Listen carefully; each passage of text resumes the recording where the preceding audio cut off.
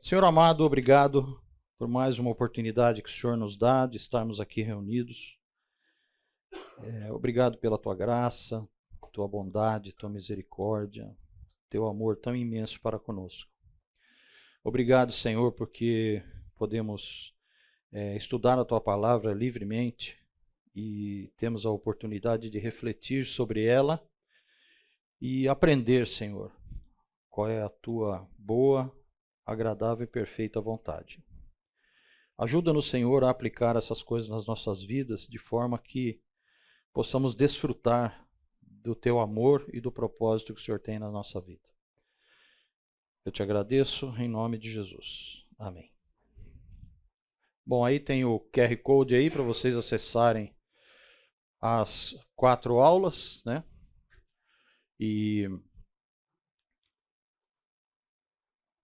Então, já que não tocou o sinal, né? A gente começa 1 minuto antes, tá? Muito bem. Bom, nós poderíamos ficar aqui estudando Elias, acho que o ano todo. Se a gente fosse mais devagar, né, sem ver um monte de texto, etc. Por causa disso, porque cada vez que a gente lê, a gente aprende mais, né? E tem muito mais coisas para se ver nessa experiência de Elias que está lá em 1 Reis. E aí, por mais que a gente se aprofunde, que a gente estude a palavra, a gente tem certeza, pela experiência de estar constantemente exposto à palavra de Deus, o quanto ela transforma a nossa vida, né? E o objetivo é exatamente esse, né? Então, transformação, edificação, proclamação, né? E glorificação do nome do Senhor. Então, nós vamos ver hoje, hoje é a última aula, né, desse curso, pequeno curso, e nós vamos ler esse texto que está em 1 Reis, 19 até o 21, e vamos dar uma pincelada em outros textos aqui. Então, o que nós vimos até agora? Nós vimos que a experiência de Elias nos mostra que ele era um homem de fé, né? Aquele que cria exatamente naquilo que o Senhor estava dizendo. Um homem corajoso, não teve medo de enfrentar todas as suas situações. Um homem humilde que se dispôs debaixo da soberania de Deus.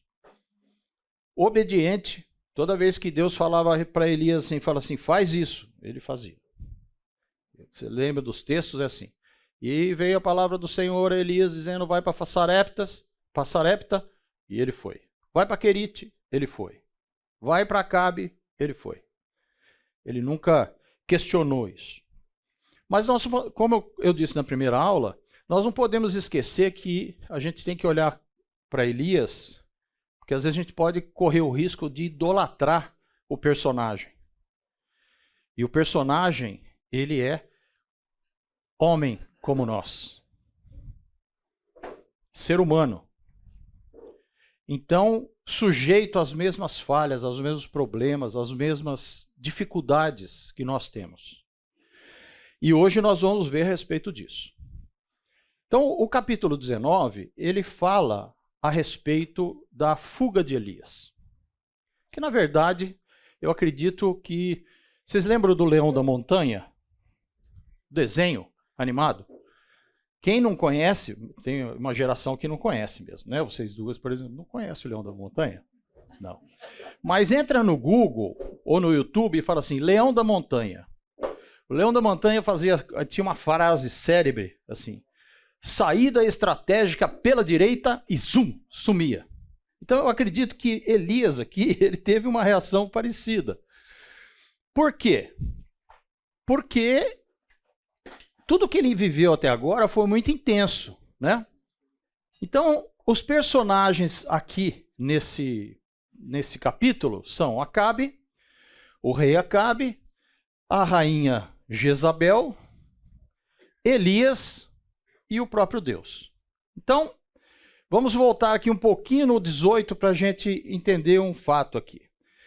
Depois que Elias orou, que o servo disse que tinha uma mãozinha lá, etc e tal, que ele mandou Acabe, vai comer, vai beber, porque eu já estou sentindo, já estou escutando chuva forte, né? Então, enquanto isso, as nuvens apareceram, nuvens escuras no céu, começou a ventar e começou a chover forte, e Acabe partiu de carro para Jezreel.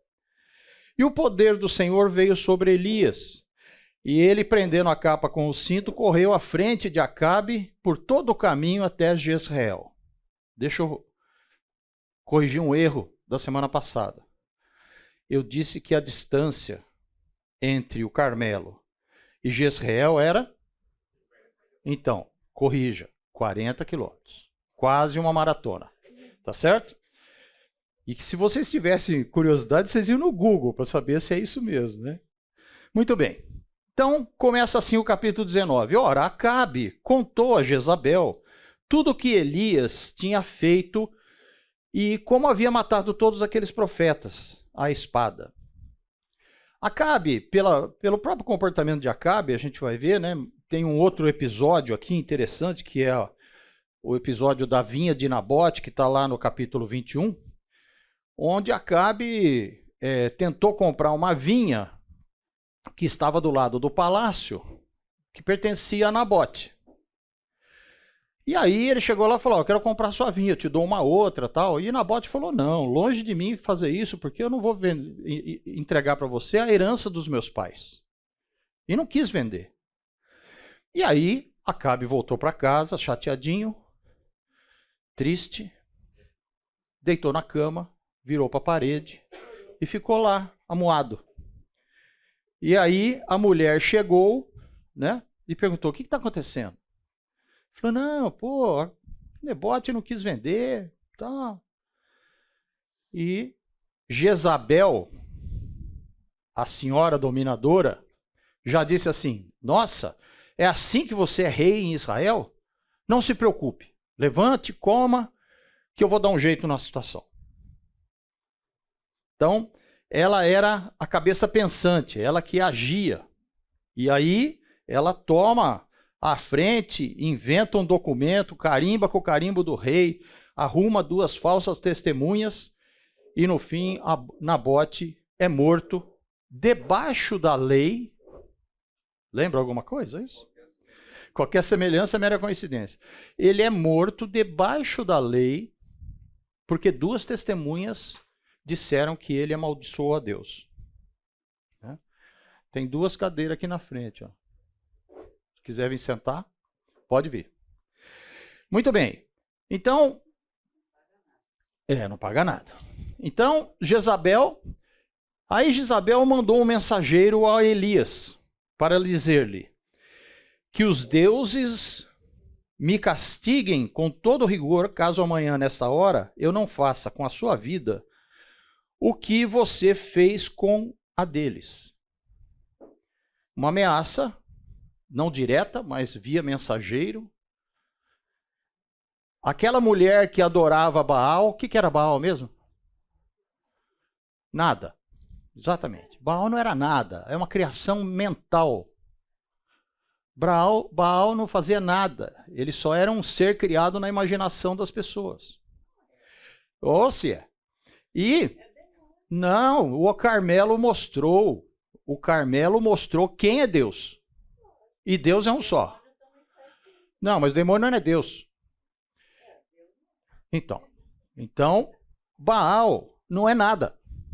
Tá certo? Ela era adoradora do nada. E ela manda um recado para o homem de Deus, dizendo, é bom você ficar esperto, porque amanhã você vai morrer que nem os profetas. E aí, o que acontece com Elias? Elias teve medo. Nossa, como assim? O cara fez fogo descer do céu. Quer dizer, fez fogo não, Deus fez fogo descer do céu. Mas ele confrontou aquele povo todo, ele confrontou Acabe, ele foi trabalhado em Querite, ele foi sustentado por Deus, ele foi para Sarepta. Através dele, Deus ressuscita o filho da viúva. E agora, ele vai para o Carmelo e faz aquela estardalhaço, e agora porque uma mulher adoradora do nada mandou uma mensagem, Elias teve medo. Parece alguém que você conhece? Pessoa mais próxima de você. Quem é? Você mesmo. É como a gente. Por quê? Perspectiva errada. Elias teve medo e fugiu para salvar a vida. Em Berseba de Judá, já vou botar um mapa aí para a gente localizar. Ele deixou o seu servo. E depois ele entrou no deserto caminhando um dia. Então ele deve ter caminhado aí, sei lá, um dia. Que ele tenha caminhado 10 horas mais ou menos, uns 30 quilômetros mais ou menos, né? Chegou a um pé de giesta, que é um arbusto típico do deserto, e sentou-se embaixo dele e orou pedindo a morte. Já tive o bastante, Senhor, tira minha vida, não sou melhor do que os meus antepassados. Então, quando a gente olha para Elias, que foi chamado o homem de Deus pela viúva, e que realmente mostrou que era um homem de Deus através da ação de Deus na vida dele, nós vemos agora esse homem com medo. O que mostra que as nossas experiências, por mais intensas que sejam, nós não podemos esquecer que o nosso coração é enganoso. Nós, muitas vezes, pensamos errado. Nós vamos ver isso daí. Então, a gente vê aqui um homem com medo, agindo pelas emoções e desconsiderando tudo que ele tinha vivido até agora. Então, fala, pô, mas... Então, Elias era como nós, né? Então, veja só, as experiências de Elias foram muito intensas. Muito intensas. Dependência, sustento, e não foi assim uma coisa de 2, 3 dias. Foram 3 anos e meio. Vocês lembram do comportamento dos discípulos quando Jesus foi preso? Eles viveram 3 anos com Jesus. Eles presenciaram os milagres, ressurreição, presenciaram tudo isso. E na hora que a coisa apertou, sumiram dali. O único que estava lá, que a Bíblia diz, era João, mas assistindo à crucificação. Muito bem. Então, vamos no... Estão 2? Não, tá certo. Vamos no Google, então. Então, veja só, ele estava lá no Carmelo, tá certo? Monte Carmelo. Monte Carmelo está lá perto de Haifa, pouquinho antes da divisa com o Líbano. E aí ele foi para Jezreel, correndo, segurando o cinto na chuva. Correr na chuva deve ser chuvão ainda desse, né? Cheio de barro, tal, que não sei o quê. Então ele correu 40 quilômetros. Aí ele recebe a mensagem da Jezabel e ele faz o quê? Ele vai para Berseba. Sabe quanto que significa isso? 217 quilômetros. Então, ele sai. Pô, Elias, por que você não foi para Querite? Está ali pertinho, está ali do lado. Não é isso? Querite está pertinho de Samaria ali. Você vai lá, Jezabel nem sabia de Querite. E agora que está chovendo, o riachinho já deve estar nada de novo. E aí você pede para o Senhor, falou, Senhor, manda os corvos para eu comer. Não, ele entra e vai descendo em direção ao deserto, né? Ou seja, ele andou ao todo 217 quilômetros, os 40 mais os 190 de Jezreel até Berseba. Então, e o último personagem, que é o Deus soberano, que é o que nós vamos ver aqui agora, a maneira como Deus estava lidando com Elias, apesar do erro de Elias. Nós vamos ver que não era para ele estar ali. E quando eu penso nisso, eu falo, Senhor, não deixa eu me afastar tanto, porque senão vai ser difícil. Depois se deitou debaixo da árvore, da giesta, e dormiu. De repente, um anjo tocou nele e disse, levanta-se e coma. Elias olhou ao redor e ali viu, junto à sua cabeça, havia um pão assado sobre brasas quentes e um jarro de água. Ele comeu, bebeu, deitou-se de novo e dormiu. O anjo do Senhor voltou, tocou nele e disse: levanta-se, coma, pois a sua viagem será longa, será muito longa. E ele se levantou, comeu, bebeu, e fortalecido com aquela comida, ele viajou 40 dias e 40 noites até que chegou em Horebe, o monte de Deus. Gente, Horebe já nem está mais dentro de Israel, já está na parte egípcia. É o Monte Sinai. Mais para o sul. Vou mostrar aqui o Google. Então, olha que legal que Deus fez. Deus fala assim: descansa. Agora levanta, come e bebe. Descansa um pouquinho mais, dorme aí. Agora você acorda e come novamente. Por quê? Porque a sua viagem vai ser longa. Deus cuidando, sustentando Elias e falou assim: não, vou te dar energia para você fazer uma boa viagem. Não é isso? Bom, e aí o que Elias fez? Elias sai de Berseba, tá certo? Berseba está lá em cima.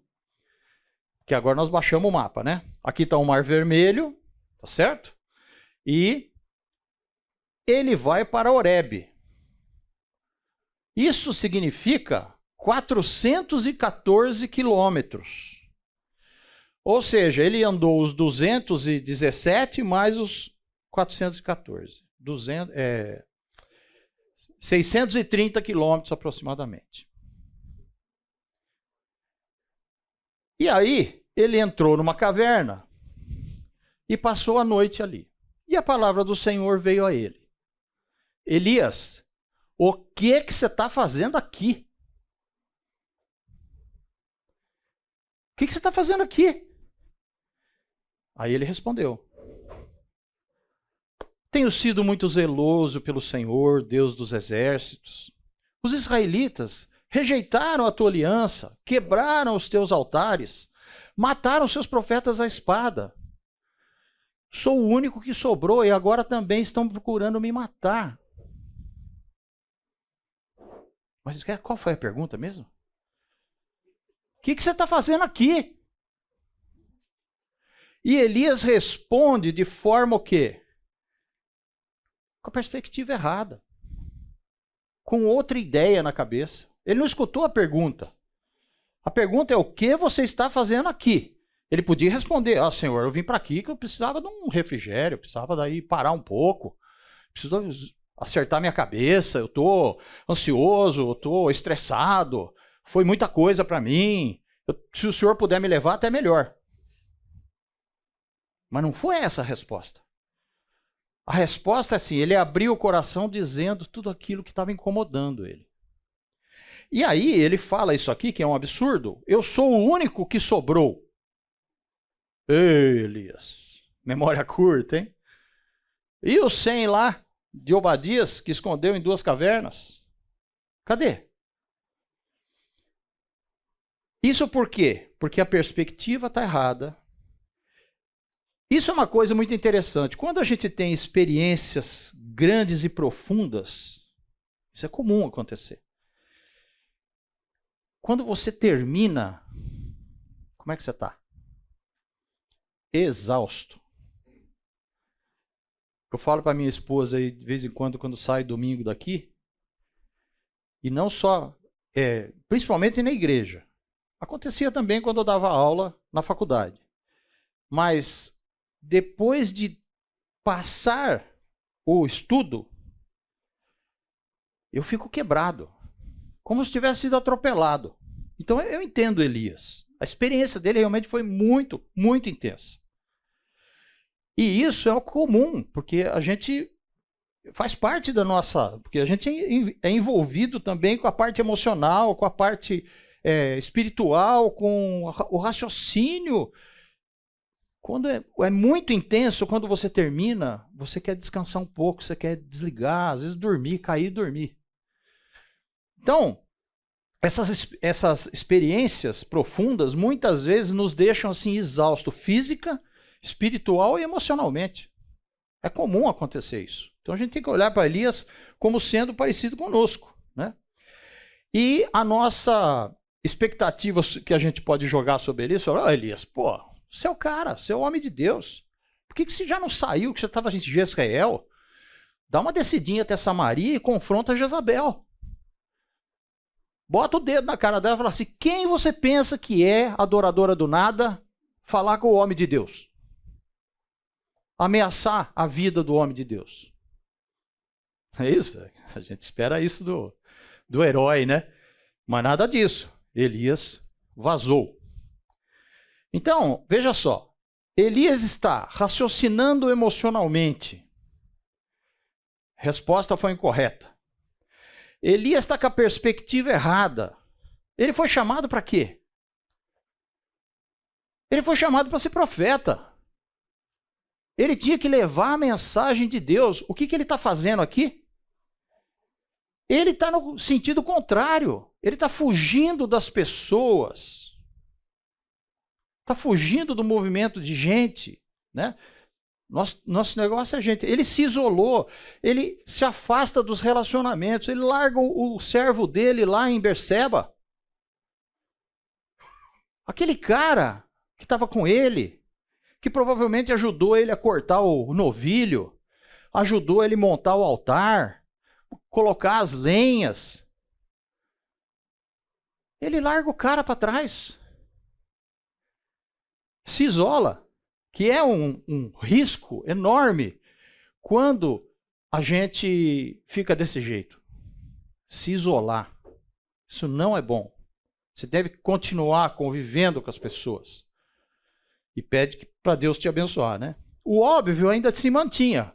Acabe e Jezabel estavam em atividade ainda. Então, vamos dizer assim, a confrontação deveria continuar. Mesmo porque Deus tinha um plano em cima disso. Ele estava cansado física e emocionalmente, né? Por causa de tudo que aconteceu. E ele estava sentindo uma coisa que chama-se parecida com o que acontece com o alpinista. Já viu o alpinista? A descida do alpinista. A descida do alpinista é a fase mais crítica do alpinismo. Porque o indivíduo começa a subir, ele usa toda a força, toda a energia que ele tem, ele passa toda a privação que ele tem. Quando ele começa a descer, ele tem que descer tudo o que ele subiu, com todos os riscos da subida, e ainda ele tem que lidar com o cansaço, com a desidratação, com a falta de oxigenação, com o frio, congelamento de extremidades. Tanto é que a maioria dos alpinistas morrem, né? Não todos morrem, mas eles morrem na descida, quando eles começam a descer. Então, é mais ou menos o que está acontecendo aí. Elias está totalmente transtornado e uma coisa que é muito perigoso é a autocomiseração. Peninha de si mesmo. Eu não merecia tudo isso. Podia ser uma coisa mais simples. Ninguém me ama. Ninguém me quer. Ninguém me chama de meu amor. Lembra do Nat King Cole cantando essa música em português? Misericórdia. Então, a autocomiseração ela é extremamente nociva. Por quê? Porque as pessoas têm pena de si mesmo. Quantas vezes já sentiu isso? Quantas vezes você achou que merecia? Que não é justo o que você está passando? Isso é autocomiseração. Então a gente precisa tomar muito cuidado com isso. A pergunta de Deus foi: o que você está fazendo aqui, Elias? O que vocês acham que Deus queria dizer para ele? Porque já tinha acontecido, certo? Ele já saiu, ele já se distanciou, ele já estava lá no Monte Sinai. Quando Deus pergunta para ele: o que você está fazendo aqui? que ele quer dizer? É como se Deus estivesse perguntando assim para ele: por que você não me perguntou? Por que você não orou antes? Antes de quê, Senhor? Antes de sair de Jezreel. Eu ia falar para você, volta para Querite, descansa lá, fica lá um mês. De boa, com a corvaiada lá. Por que você não me perguntou antes de deixar o teu servo lá para trás, em Berseba? Por que você não me perguntou antes de sair de Berseba? De ir para o deserto, andar um dia, ficar debaixo de árvore. Por que você não me perguntou se eu devia entrar no deserto ou não? E ir para Horebe, Elias. O que você foi fazer lá em Horebe? Para nós, o que Deus está dizendo? Antes de tomar decisões, ore. Ah, mas é uma decisão simples. Ore. Pergunte para Deus. Deus vai te dar sabedoria. E sabe como é que a gente ora, né? Fala assim, Senhor, me ajuda aqui para... Me ajuda, o que eu preciso fazer para isso? É isso? Não. Abre a palavra. Coloca a palavra na sua frente. Leia a palavra. E ore antes assim, Senhor, eu vou ler a tua palavra. Me ajuda na minha necessidade. Deus pode te responder de várias formas. Inclusive, não pode não responder, ficar quietinho, em silêncio. Até que você aprenda a depender dele para tudo. Bom, então quais as lições que a gente aprende aqui por não orar? Primeiro, a gente não desfruta do amor de Deus, do cuidado de Deus, a maneira como Deus supre as nossas necessidades. Olha para trás. Olha para a sua vida, desde que você começou até agora, e veja como Deus sustenta a tua vida. Como Ele ama você. A gente não discerne a direção de Deus. Quando eu fico pensando nessa função que Elias vai ter aí de subir tudo que ele desceu, nossa, me dá uma preguiça danada. A gente tem que saber para onde que Deus quer levar a gente. Não entendemos a função dos amigos. Gente, amigo é uma coisa importantíssima. Quando eu fazia vestibular, eu lembro que um dos temas de redação da antiga, não sei nem se existe ainda, a FUVEST. Existe? Existe, né? Então estou meio desatualizado com isso, né? O tema era: nenhum homem é uma ilha. E a gente tinha que dissertar sobre isso. E isso é uma grande verdade, porque nós somos seres sociais, nós não conseguimos viver sozinhos. E quando Deus nos reúne na sua grande família, mais ainda. Nós precisamos desfrutar da comunhão. Se tiver um amigo, maravilha. Se o seu amigo for da tua igreja e crê no que você crê, é melhor ainda. Você ir sozinho para um lugar, tudo bem. Você tem que aprender a lidar bem com você mesmo, né? Tem gente que tem dificuldade de ficar sozinho consigo mesmo. Isso daí precisa orar bastante, né? É muito bom ficar sozinho de vez em quando. Mas o amigo é fundamental. O amigo te dá apoio. O amigo anda com você, caminha com você, chora com você, ri com você, anda de moto com você. Isso. A gente se sente deprimido, em solidão. Por quê? Porque a gente não entrega para Deus. Quando a gente entrega uma coisa para Deus, a gente tem que ter uma certeza. Ele está tomando conta daquele problema que você entregou. Relaxa. Entregou na mão de Deus, o Senhor sabe, o Senhor resolve. Não firmamos o propósito da nossa vida, que é glorificar a Deus, certo? E perdemos muito tempo e muita perspectiva quando a gente não entrega essas coisas diante de Deus. A palavra de Deus diz assim que esta é a confiança que temos ao nos aproximarmos de Deus. Se pedirmos alguma coisa de acordo com a sua vontade, ele nos ouve. E se sabemos que ele nos ouve em tudo que pedimos, sabemos que temos o que dele pedimos. Muita gente olha para isso e fala assim, não, Deus vai me dar tudo que eu pedi. Não, não é isso que está dizendo aí. É de acordo com a vontade dele. Pode ser que o que você esteja pedindo vai ser péssimo para você. E também diz assim, não se amolde ao padrão desse mundo, mas transforme-se pela renovação da vossa mente. Então, quando a gente está lendo a palavra e orando, a nossa mente está sendo renovada. E aí nós vamos ser capazes de compreender, e experimentar, né, e comprovar a boa, agradável e perfeita vontade de Deus.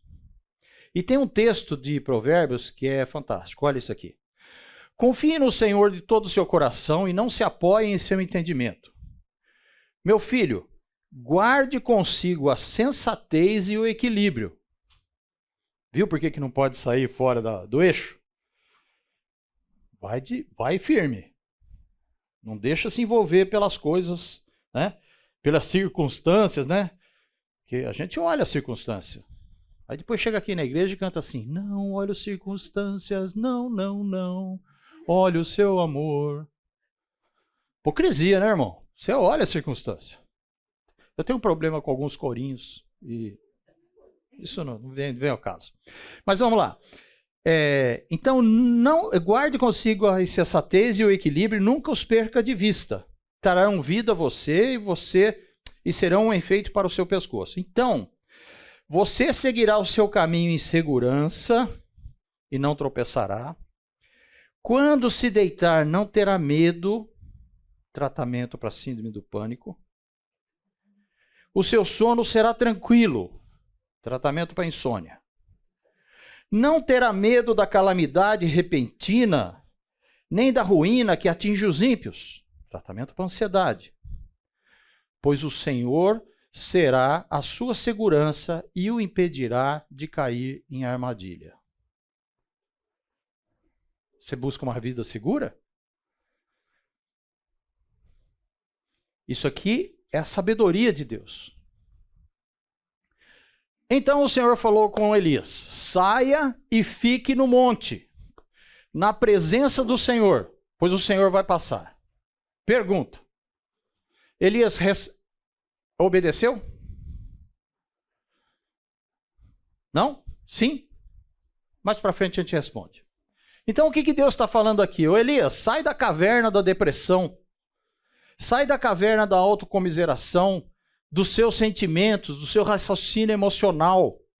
Sai da caverna da ignorância. Como é que você fala que você é o único, cara? Saia da caverna do medo. Saia para a luz. Venha para a luz. Então veio um vento fortíssimo que separou os montes e esmigalhou as rochas diante do Senhor, mas o Senhor não estava no vento. Depois do vento houve um terremoto, mas o Senhor não estava no terremoto. E depois do terremoto houve um fogo, mas o Senhor não estava nele. E depois do fogo houve um murmúrio de brisa suave. Quando Elias ouviu, puxou a capa para cobrir o rosto, ficou na entrada da caverna, e aí que ele saiu. Viu que Elias não obedeceu o que Deus falou? Saia! Ele ficou lá dentro. Ele só saiu depois da manifestação de Deus. E aí uma voz lhe perguntou, de novo, Elias, o que você está fazendo aqui? Então, olha que legal o método de Deus. Deus permitiu um momento de descanso e refrigério para ele. Isso é Deus tratando a gente. Deus falou sabiamente com Elias. Ele disse assim, o Senhor lhe disse, volte pelo caminho por onde veio e vá para o deserto de Damasco. Misericórdia. O Damasco está para cima do Carmelo. Para cima do Carmelo. Quase divisa lá com o Líbano. Chegando lá, unja Azael como rei da Síria, Unja também Jeú, filho de Ninsi, como rei de Israel. Peraí, mas o rei de Israel não é Acabe? Legal, né? E unja Eliseu, filho de Safate de Abel-Meolá, para suceder você como profeta. Então vamos ver lá no Google de novo. Olha lá. 737 quilômetros Elias tinha que andar de volta. Entenderam a minha oração agora? Senhor, não deixa eu me afastar tanto. Cara, podia ter sido muito mais simples. E aí, olha que coisa legal. O Senhor mostra uma nova perspectiva para Elias, né? Ungir Azael, rei da Síria, e ungir Jeú como rei de Israel. Por quê? Porque já havia sido determinado por Deus, e Deus vai explicar o que vai acontecer para Elias, mas que já havia algo dirigido para Acabe, já havia algo dirigido para Ben-Hadad, que era o rei da Síria antes, e também a perspectiva para Eliseu. Então veja que coisa legal. Ele, além de falar sabiamente com Elias, ele mostrou perspectiva. Falou assim, cara, você já comeu, você já bebeu, você já descansou. Vamos trabalhar? Vamos. Porque tem muita coisa para você fazer ainda. Você quer morrer? Tudo bem, eu até vou pensar sobre o assunto. Né? Mas, antes disso, você tem um monte de coisa para fazer. Então, não fica aí com mimimi que não dá.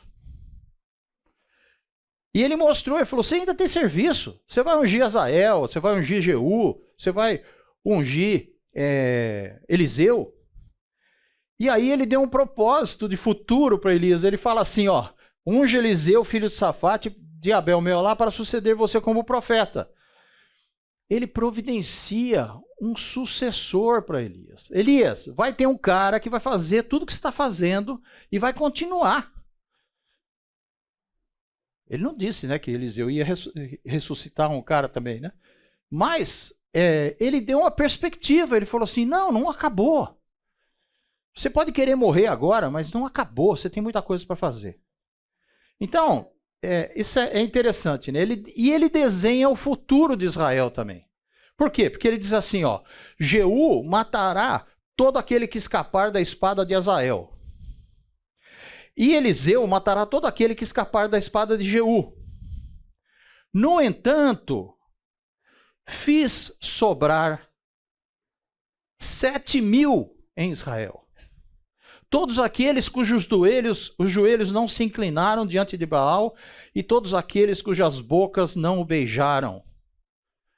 Deus fez sobrar os 7.000. Será que os 100 de Obadias estavam metidos no meio dos 7.000? Talvez. Deus moveu o coração de Obadias. Deus preservou os seus profetas como preservou Elias até agora, que tirou da presença de Acabe. Poderia ter tirado da presença de Jezabel também e levar para Querite de novo. Então a gente precisa tomar cuidado com esse sentimento de que muitas vezes a gente tem de que nós temos que olhar a perspectiva global.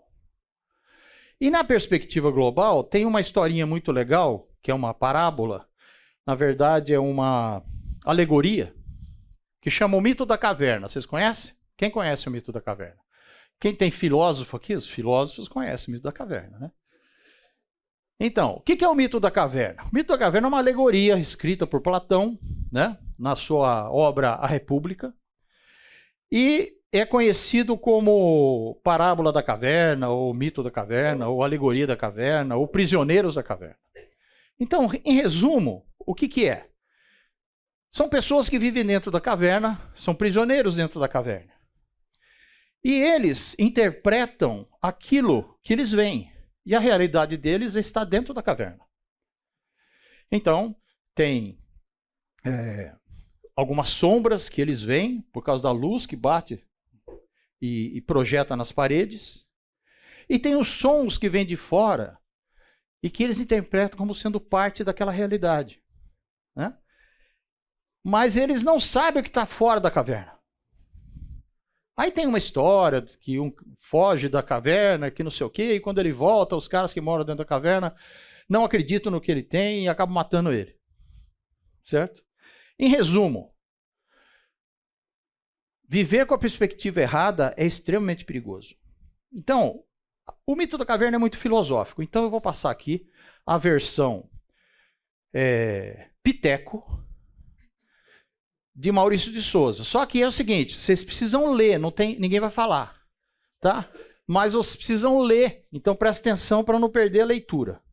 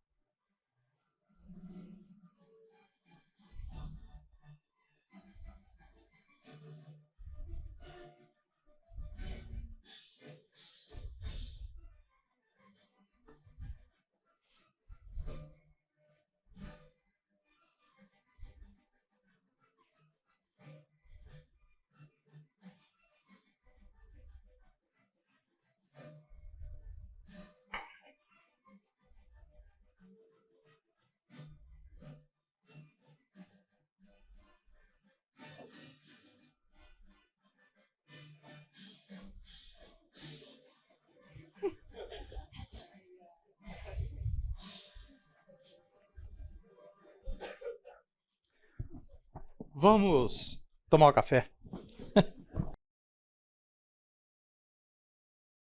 Então, gente, se vocês gostaram da visão do mito da caverna do Piteco? Lembra uma das frases do Piteco? Quanto tempo eles perderam assistindo projeções? Vocês que são amantes de série devem pensar profundamente nisso. Mas vamos ver algumas lições do que nós vimos até agora e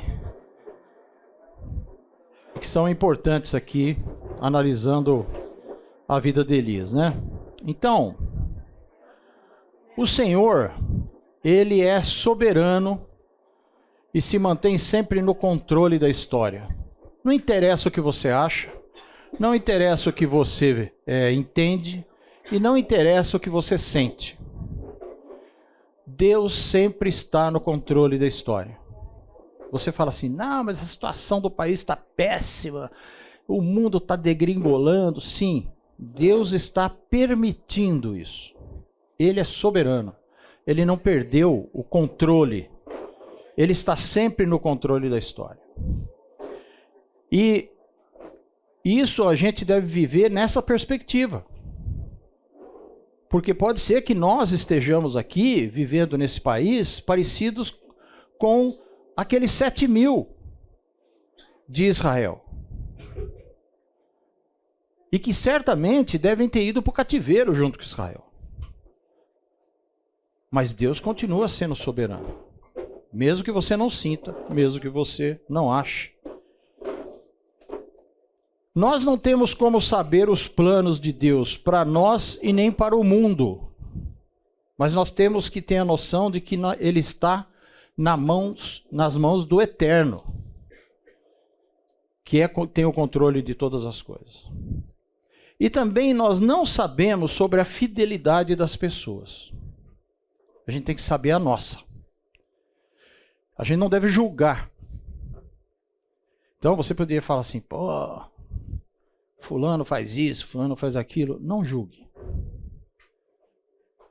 Lógico que você tem que ver os frutos, mas procure não julgar, deixar isso com Deus. Deus é que julga.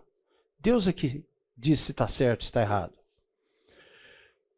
Lembra daquela experiência de João, experiência de Pedro, quando Jesus ressurreto, encontrou com eles, né? Então, diz assim o texto. Pedro voltou-se e viu que o discípulo a quem Jesus amava, que era João, este era o que se inclinara para Jesus durante a ceia e perguntara, Senhor, quem te irá trair? Quando Pedro o viu, perguntou, Senhor, e quanto a ele? Respondeu Jesus, não é da sua conta. Não é da sua conta. Foi daí que surgiu aquele ditado que Deus deu uma vida para cada um, para que cada um cuide dela. Cuide da sua vida. E Jesus disse, se eu quiser que ele permaneça vivo até que eu volte, o que lhe importa? Siga-me você. Jesus chama Pedro aqui para um relacionamento pessoal com ele, independente do que ele vê ao redor e do que ele entende de mundo. Então, cuidado para não julgar. Outra lição que a gente aprende é cuidado com as perspectivas. Talvez você esteja tendo uma perspectiva de vida parecida com a de Elias. Você está lá dentro da caverna, escondidinho lá, amuado, achando que não é justo. E não é para isso que Jesus chamou a gente. Antes de cada decisão, ore. Olha que legal esse texto de Filipenses. Não andem ansiosos por coisa alguma. Ele, de novo, esse cara vai vir falar desse assunto, que eu bato muito nessa tecla. Bato muito nessa tecla de ansiedade. O texto fala assim, não andem ansiosos por coisa alguma, mas em tudo, pela oração, e súplicas, e com ação de graças, gratidão. Apresentem seus pedidos a Deus. E aí diz que vai responder? Não, isso é outra coisa.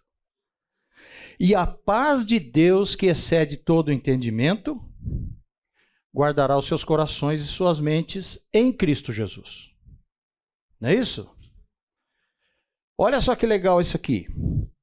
Elias saiu de lá e encontrou Eliseu, filho de Safate, de Abel Meolá. Elias o alcançou, lançou sua capa sobre ele. Estou resumindo aqui, tá? Porque o texto é longo. Depois, Eliseu partiu com Elias e se tornou seu auxiliar. Olha que legal.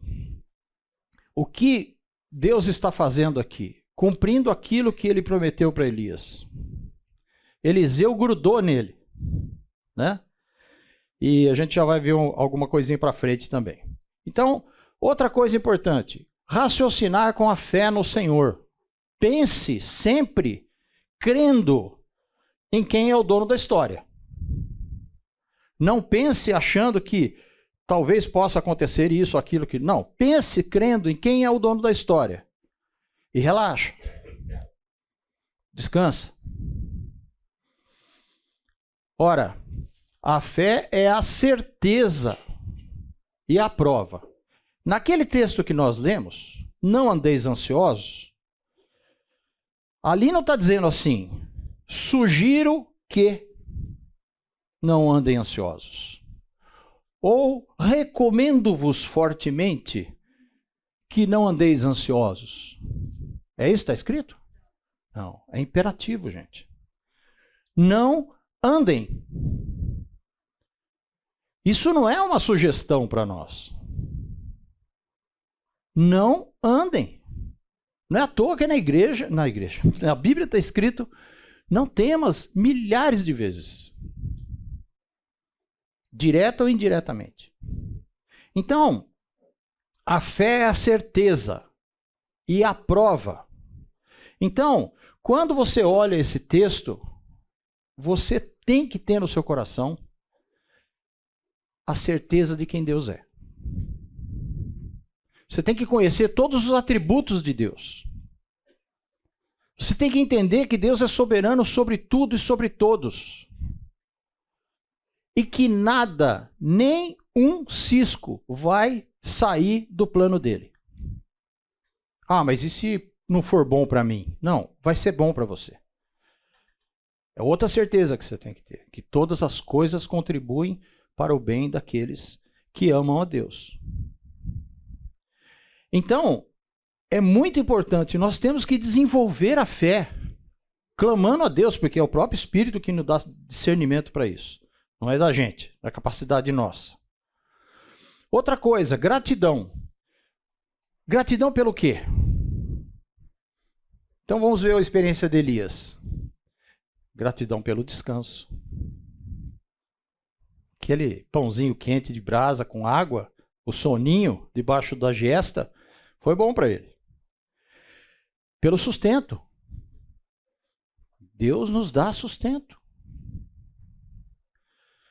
Pelos amigos. Gente, como amigo é importante. Pela palavra, que é a nossa fonte de sabedoria. É aonde a gente vai buscar o que Deus quer para a gente. É na palavra, não tem outro lugar para você ir. E pela esperança que nós temos da vida eterna. Então, espírito grato. A gente tem que ter o espírito grato constantemente. Agora, qual é o grande problema desses momentos de tristeza, depressão, desânimo? Por que a gente fica assim? Se nós somos salvos, nós somos filhos do Rei, nós temos esperança de vida eterna. Nós vamos aproveitar a presença de Deus eternamente. Nós vamos adquirir conhecimentos inimagináveis. Por que a gente fica assim? Pergunta, qual é a resposta? Não sei, não é essa a resposta? Não é verdade. Porque todas essas coisas como depressão, síndrome do pânico, ansiedade, distúrbio neurovegetativo e assim vai. São doenças do quê?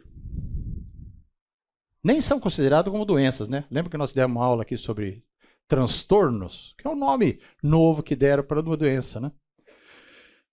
O problema é pensar certo, gente. Nós temos que pensar certo. É o nosso jeito de pensar, é o nosso raciocínio que leva a gente a se comportar dessa forma. Raciocínio errado. Então veja só, ansiedade e fé são coisas antagônicas. Concorda? Ou você crê, ou você balança em dúvida Porque a ansiedade, a base dela é a dúvida. Se você tiver certeza que está tudo bem, você vai ficar ansioso. Oração e gratidão são imperativos. Você tem que ter um espírito grato. Foi justamente pelo coração não grato que o povo de Israel foi disciplinado no deserto. Porque reclamou o tempo todo, murmurou o tempo todo, não acreditou no Senhor. Então, e nós temos que permanecer em oração, porque é a nossa comunhão com Deus. A paz de Deus está condicionada ao exercício das 3 anteriores: fé, oração e gratidão. Se você não tem fé, não ora e não tem o espírito grato, você não vai sentir a paz de Deus que excede todo o entendimento. O nosso raciocínio, os nossos raciocínio e emoções precisam da paz de Deus para ser mantidos em Cristo Jesus. Então, voltamos ao texto. Não andem ansiosos por coisa alguma, mas em tudo, pela oração e súplicas, com gratidão, com ação de graças, que é gratidão, apresente seus pedidos a Deus. Ele vai te dar tudo? Não. E a paz de Deus, que excede todo entendimento, guardará os seus corações e as suas mentes em Cristo Jesus. Você vai pensar direito, pensar correto. Então, se a gente, vamos supor que a gente está no nosso momento de oração. Fala. Isso. Vamos lá, leia o 8 para nós. Em tudo que se deve pensar, já vamos chegar lá. Tá? Eu estou no pensar corretamente. Então, o Senhor,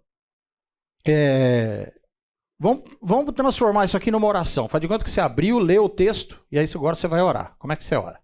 Estou dando uma sugestão aqui. Senhor, o que mantém a minha mente e as minhas emoções protegidas em Cristo Jesus é a sua paz, que eu não compreendo, mas eu conheço. Em todas as situações, eu oro e suplico ao Senhor, sempre com o coração agradecido. Por isso, não ando ansioso ou ansiosa por coisa alguma. Isso é muito importante, gente. Isso é tratamento sem medicamento. Tratamento pela razão. Porque se você pensa errado, se a sua perspectiva é errada, você vai andar por um caminho errado. Vai interferir no seu relacionamento com as pessoas.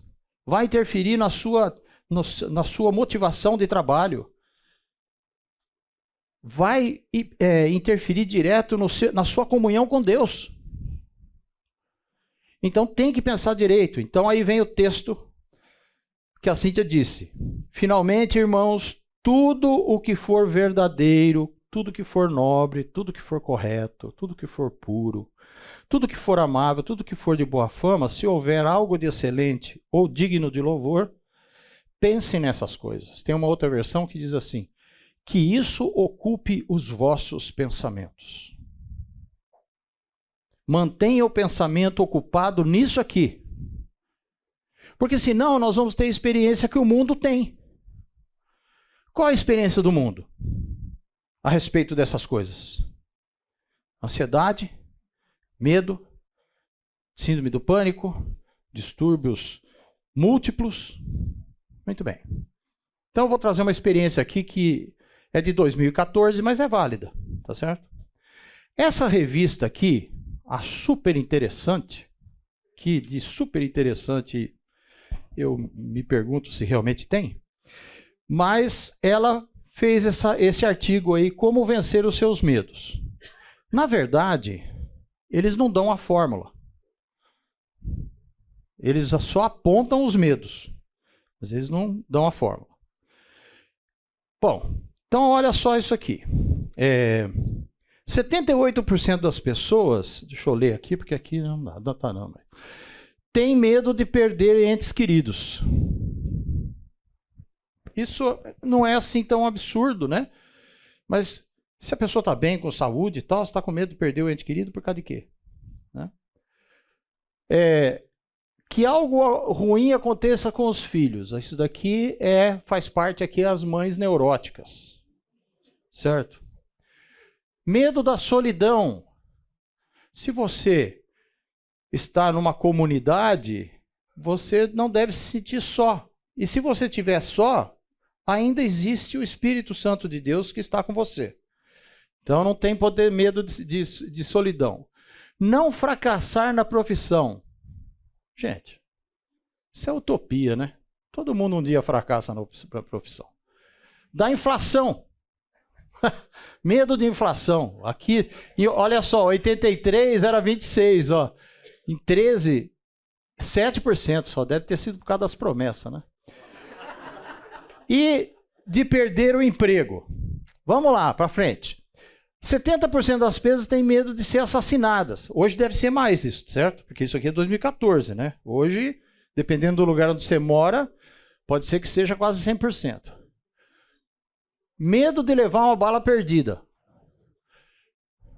Gente, você já parou para pensar nisso? Olha que coisa irracional. Medo de levar uma bala perdida.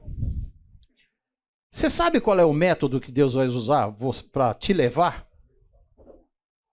Não? Eu também não. E se for uma bala perdida? Fala, como assim? Estou andando no carro aí, passa uma bala. Vum. O método é de Deus, concorda? O método é de Deus. Então, medo de levar uma bala perdida. De ser assaltado no caixa eletrônico. De ser sequestrado. De ser assaltado no trânsito. Olha isso aqui. Medo da polícia.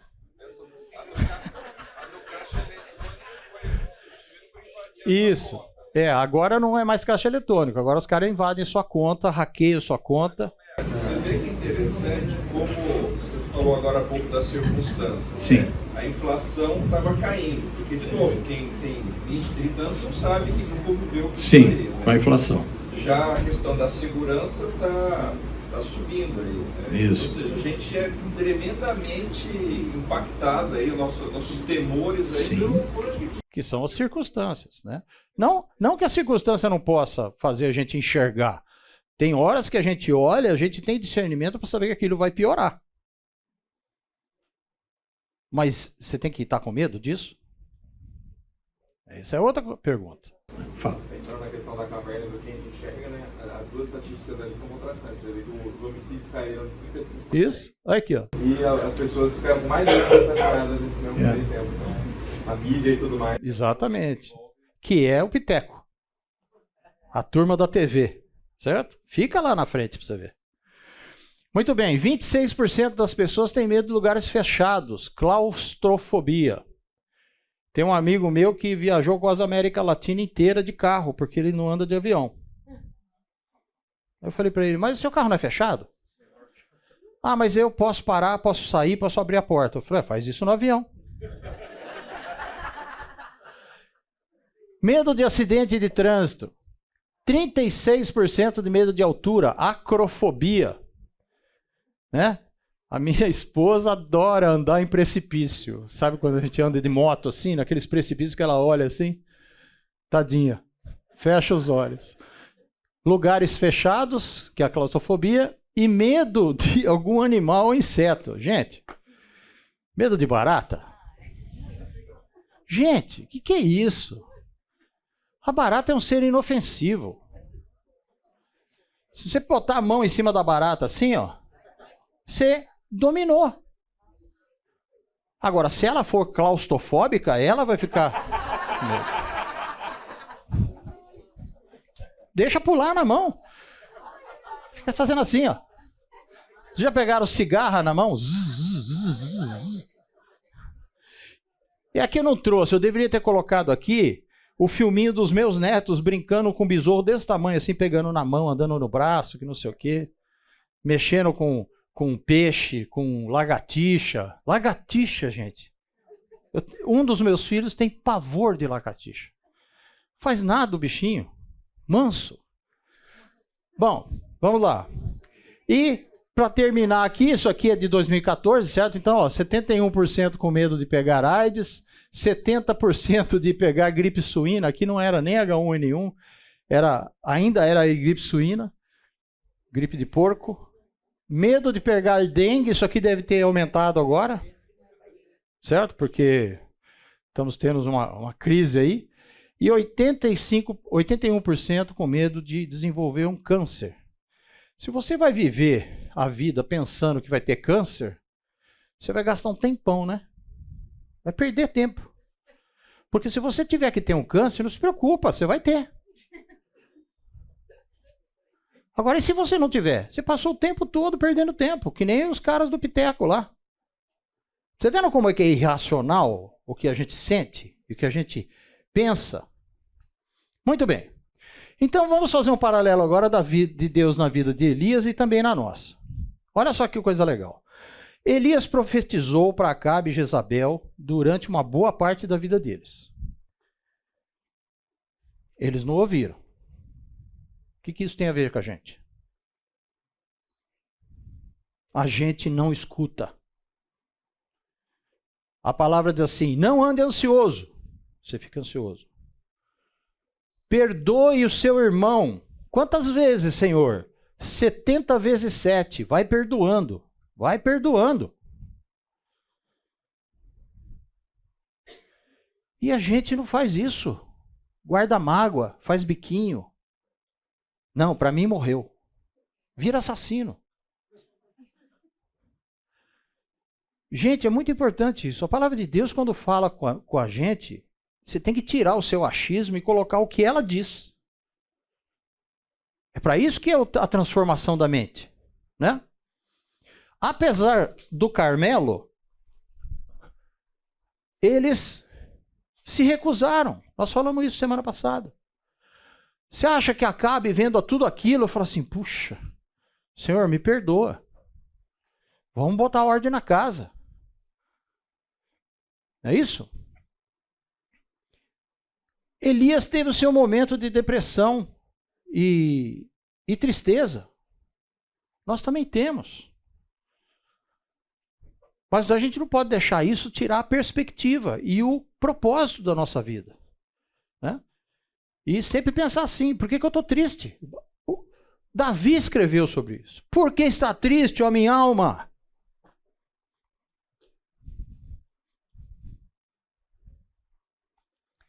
Que coisa idiota! Por que que você, cristão, que tem certeza da salvação, fica com a alma abatida?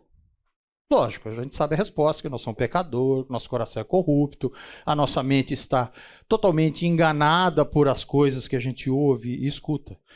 Mas é idiotice. É irracional. Não é isso? Se tem fé, fé é certeza. Não é achismo. E é a prova. O Senhor cuidou de Elias. Gente, eu não sei vocês, mas quando eu olho para trás e vejo tudo que Deus já fez por mim, e de quanta encrenca Ele me livrou, de quantas tragédias Ele me livrou, o Senhor cuida da gente. Ele cuidou de Elias, Ele cuida da gente. Ele entende o momento ruim que você está passando, mas Ele sempre vai te dar um propósito na vida. E a gente tem que olhar para isso falando assim, Senhor, me perdoa porque eu não estou conseguindo enxergar. Mas eu vou ler a tua palavra, o Senhor fala comigo, porque eu quero ter propósito. A direção do Senhor é que dá o propósito. É aquele negócio, a gente não deve esperar que a gente sempre ande certinho. Porque nós somos pecadores e imperfeitos. Mas se a gente sabe o propósito de Deus para a nossa vida, você vai seguir o caminho que tem que seguir. Você não vai ficar se desviando nem para a direita, nem para a esquerda. Quantas vezes vocês leram isso na Bíblia? Propósito. Isso é propósito. E em obediência, Elias, que era como nós, foi usado por Deus. Filosofia agora. Logo, nós que somos como Elias, podemos, em obediência, ser usados por Deus. Viu por quê? Obediência. Lembra? A soberania de Deus, a fidelidade de Deus com a obediência do homem opera o milagre. Lembra de Sarepta? Então, a gente tem que estar focado nisso aqui. A vida de Elias mostra que o método de Deus é imprevisível e personalizado. Cada um ele usa de um jeito. Com cada pessoa ele trabalha de uma maneira diferente. Não se comparem com os outros. Tá certo? Não se compare com os outros, porque todos nós somos diferentes. Isso é um princípio básico da ciência. Quando você quer fazer um experimento, você tem uma amostragem de um determinado animal, da mesma raça e mesma característica, e você vai fazer um teste em 2 grupos diferentes, de um medicamento em um, e um outro medicamento em outro, para comparar. Por quê? Porque as amostras são iguais. Mas nós não podemos nos comparar uns com os outros, porque nós somos totalmente diferentes uns dos outros. Então, por isso que é personalizado o método de Deus. Para cada um é de uma forma. E o medo não deve fazer parte da nossa vida, porque devemos nos aperfeiçoar no amor. Lembra desse texto aqui de João, 1 João? No amor não há medo. Pelo contrário, o perfeito amor expulsa o medo, porque o medo supõe castigo. Aquele que tem medo não está aperfeiçoado no amor. No outro curso, quando eu dei em 2017, parecido com esse, me fizeram a pergunta: medo é pecado?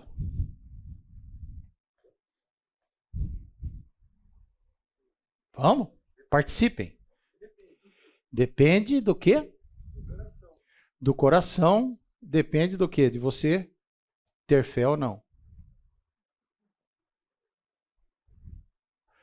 Lembra que eu falei que a gente não escuta o que Deus diz? A Bíblia vem dizendo para a gente: não tenha medo. E por que a gente tem medo? Então, quando você tiver medo, a primeira coisa que você faz é pedir perdão a Deus. Senhor, eu não posso ter medo. O Senhor está dizendo para eu não ter medo.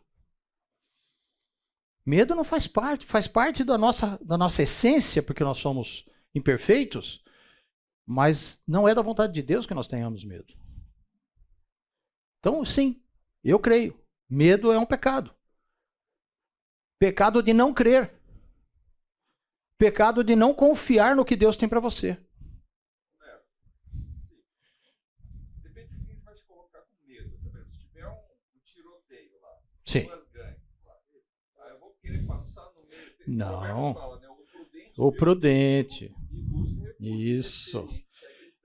Também diz que o homem sábio, o homem prudente, age com base no conhecimento. Então, vou dar um exemplo. Vamos supor que você está saindo de casa, e aí você nota a rua deserta, seu carro está na rua, e você olha do lado assim e tem um rapazinho lá, só ali na espreita, e tem um outro do outro lado, certo? O cara com a camisa do Corinthians ou da Ponte. O que está acontecendo? Existem evidências de que alguma coisa ali pode dar errado.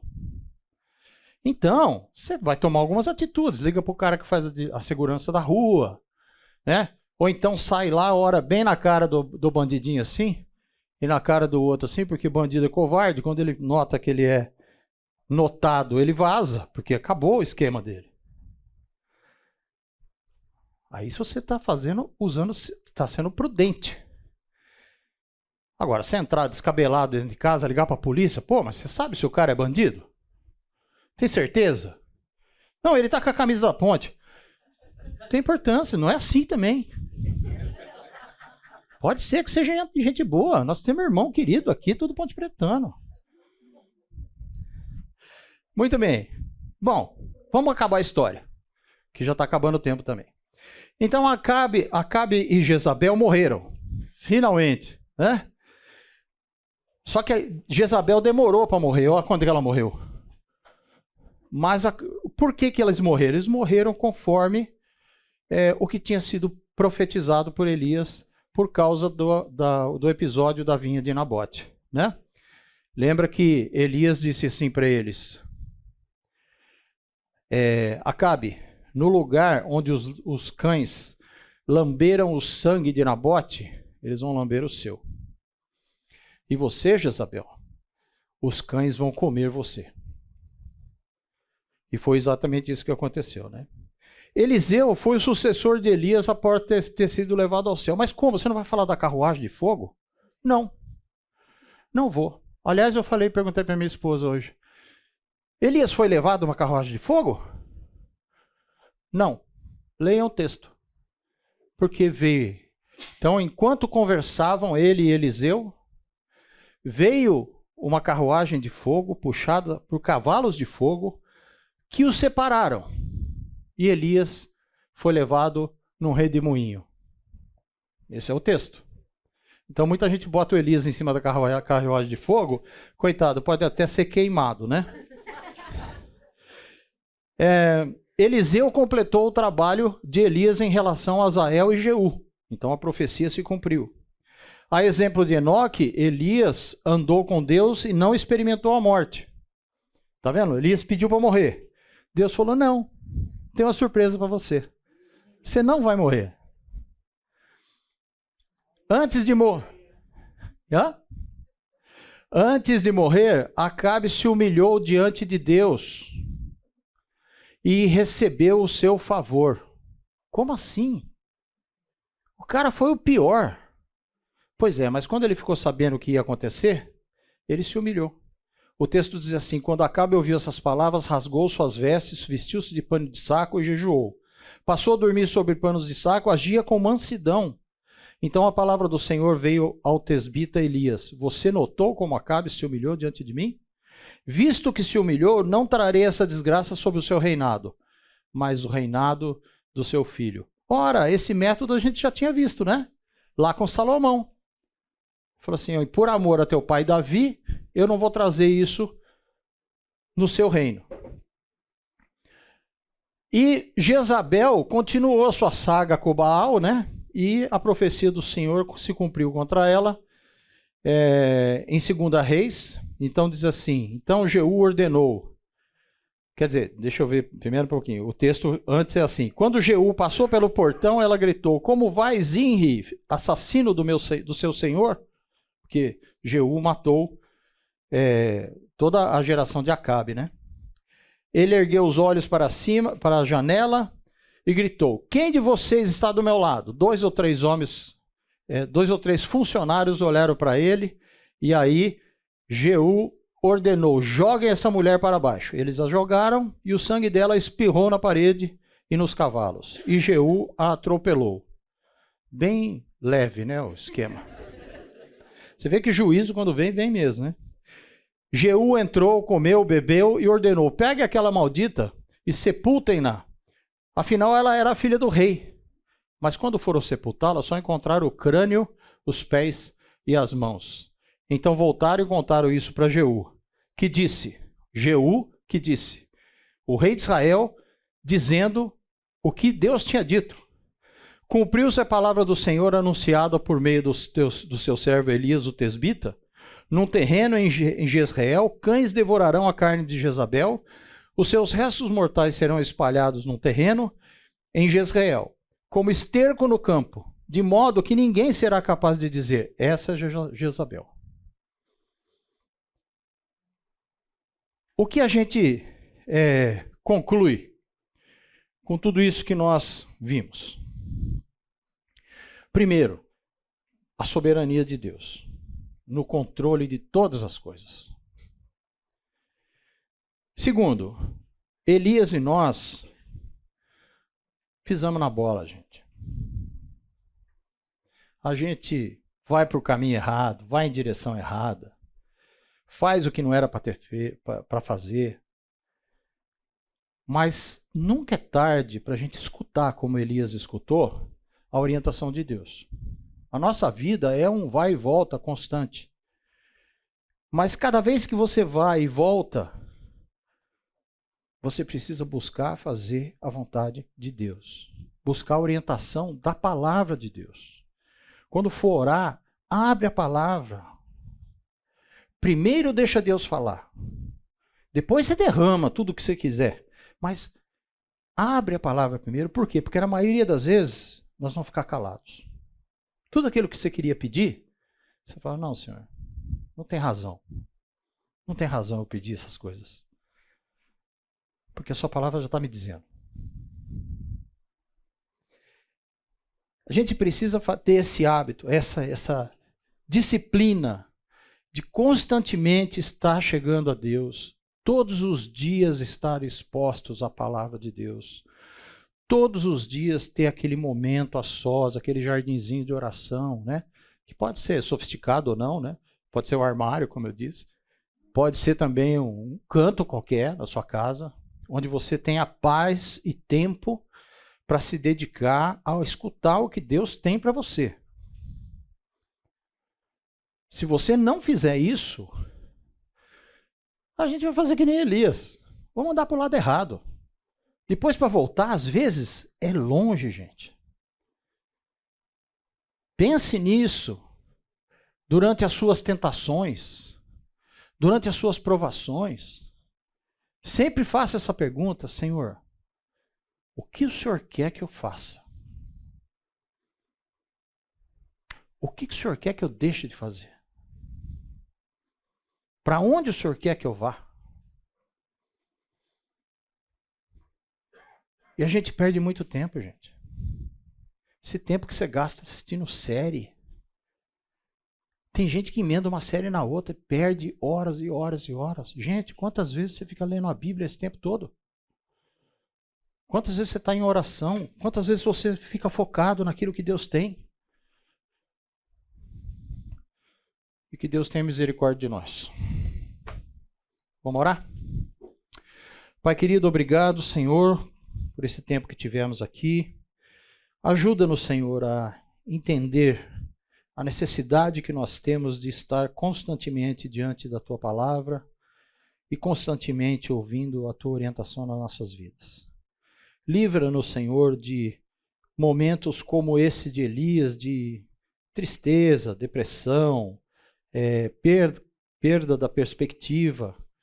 Senhor, nós já somos abençoados e nosso coração se alegra em tudo que o Senhor é e em tudo que Jesus fez por nós na cruz. Nós não merecemos mais nada, Senhor, mais nada. Tira o nosso foco, Senhor, das coisas desse mundo e ajuda-nos, Senhor, a focar naquilo que realmente interessa para glorificar o Teu nome. Abençoa meus irmãos aqui, ajuda-nos todos, Senhor, e nos dê um domingo na Tua presença e que Teu Espírito nos oriente a cada momento. Em nome de Jesus. Amém.